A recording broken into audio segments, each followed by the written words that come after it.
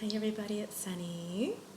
So today I wanted to talk about something that as students of Almine, some of us have become accustomed to using every day and understanding ourselves and the world that we live in.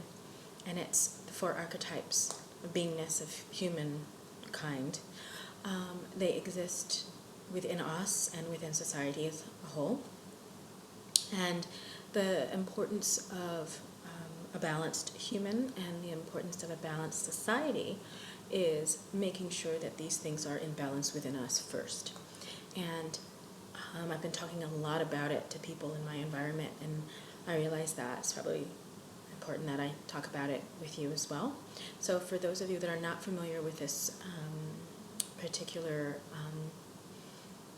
way of observing humanity, it posits that there is sort of an access system. There is the horizontal and then the vertical. The horizontal represents the feminine poles. The vertical represents the masculine poles. Along that masculine pole, you have all of the archetypal systems that represent the masculine. Same with the feminine, internally and externally. So primarily what you have is the inner child and the inner nurturer on the feminine pole. On the masculine pole you have the inner warrior and the inner sage. Now let's look at this a little deeper. And Almine has done extensive work on this as well. You can find it at spiritualjourneys.com, anywhere on Almine Diary. We talk a lot about it because it's super important for people to understand. So at the same time, a lot of what this represents, being the child, the nurturer, the warrior, and the sage, they also represent aspects of racial identity and racial groups. So the inner child is actually represented by the black races. The inner nurturer is represented by the Asiatic races.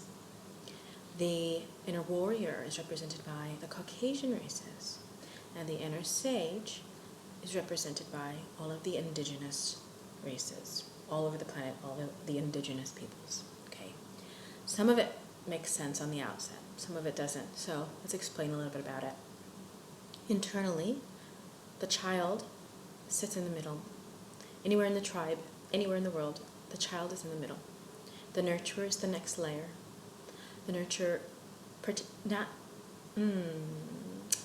don't want to say protect, nurtures. What does a nurturer do? Takes care of, makes sure that the child is fed, is clothed, is bathed, gets all the cuddles and love that it needs, so on and so forth.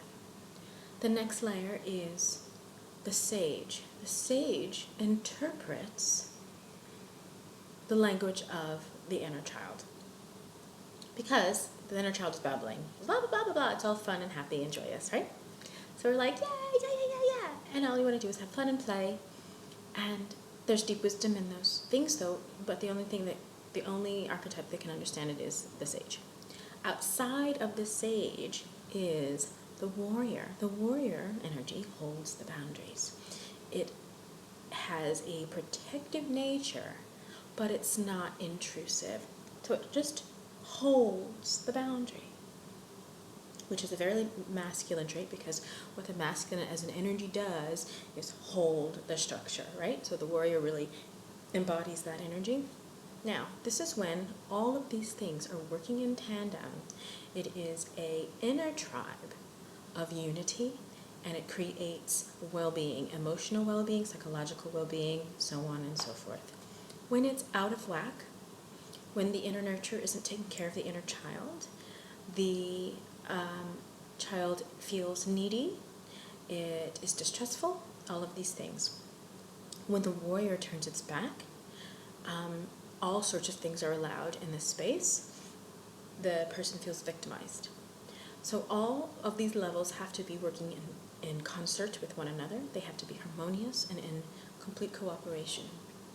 They all have to express themselves in impeccability. So let's look at the world.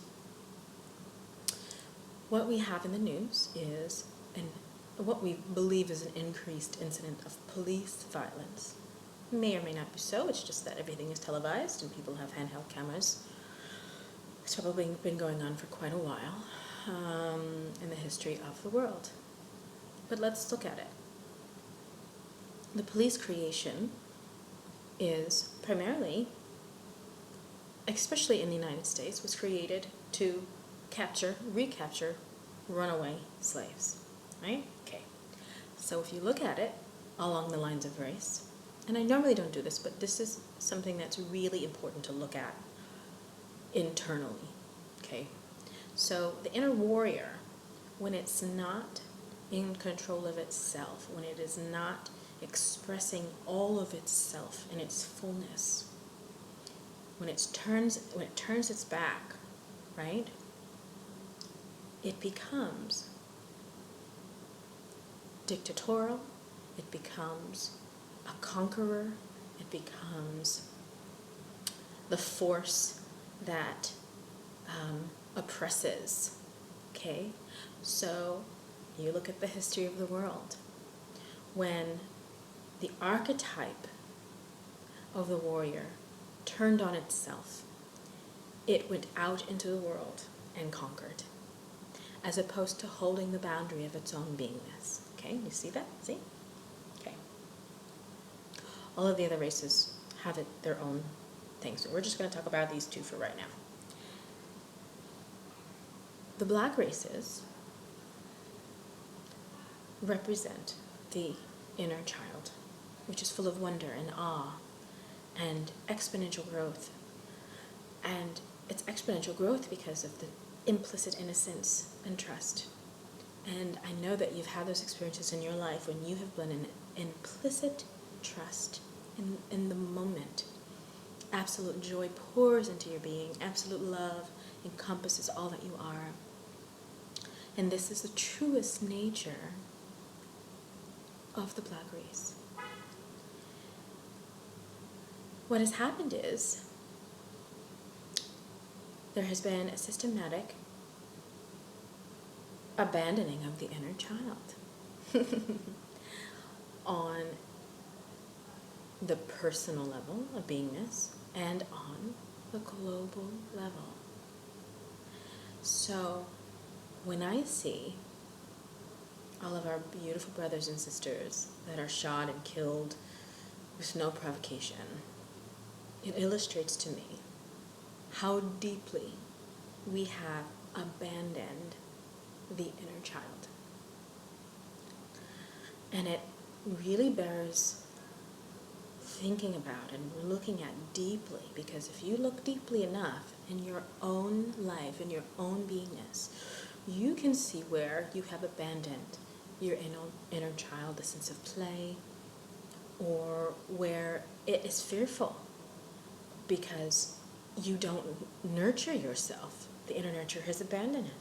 The inner sage isn't listening because the inner sage becomes arrogant, right? The warrior turns its back. Okay, so all of these internal archetypes have to be in balance in order for us as beings to be in balance and the world, again, to be in balance. So just think about that and, take time with yourself and see if you are living those archetypes properly and fully. It's so important. It's so important when you are making sure that your boundaries are held with other people, with how much you work for yourself, how much you work for other people, what those boundaries are that the warrior holds. And the sage is wise and can interpret the will of the child. It's wise in what it allows and what it doesn't allow. It can discern, okay, when the nurturer is taking care of itself and the child at the same time, because if it takes care of itself, it automatically is taking care of the child. The child is free to play and explore and do all the things that it does in order to make the whole system flourish. Okay, so Just think about it. Thank you for listening. Aloha.